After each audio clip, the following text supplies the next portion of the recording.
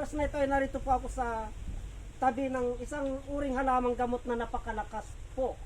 Na ito ay panggamot sa baga. Ipinalabas ko na po ito noon mga kabayan. Ngunit itong tubo na ito ay madalang na po kasi ngayon mga kabayan. Ito yung tubo na tinatawag na La Carlota. Ito po. Ito. Kaya lang, medyo patay na po mga kabayan. Ito. Ito po yung tubo na tumataba hanggang ganito. Napakabisa po mga kaubayan na panggamot sa baga. Ito. Ang ginagamit pong panggamot sa baga ito mga kaubayan ay yung malalaki po. Yung katulad po nito mga kaubayan, yung katulad po nito na kung ito po ay sariwa pa, may langgam, na kung ito ay sariwa pa, may daon pa mga kaubayan, ito ay puputulin po hanggang dito. Ito puputulin hanggang dito, hanggang dyan.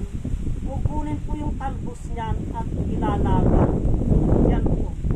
At iinumin po mga kaubayan. Iinumin po yan ng may sakit sa baga. Mabisag po ito mga kaubayan. Itong tubo na ito, itong La Carlota na ito, pag ito po ay malalaki, kukunin po hanggang dito po ito, hanggang dito, at yan po ang ipinapakulo at iinumin po ng isang tao na may sakit po sa baga. Yan po ang gawin niyang tubig mga kaubayan.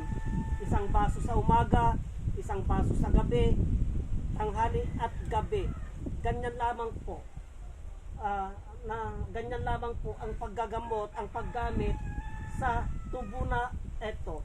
At itong katawan na ito mga kaubayan ay pinapangkus din po yan. Kinakain po nang may sakit sa baga. Ito po, itong matataba na ito yung tubo na tinatawag na La Carlota po. Matataba po ito mga kaubayan, mga ganito po katataba. Yan po. Sana po ay may nawang po kayo sa ibinahagi ko halamang gamot tungkol sa tubo. Hanggang dito na lamang po at marami po salamat.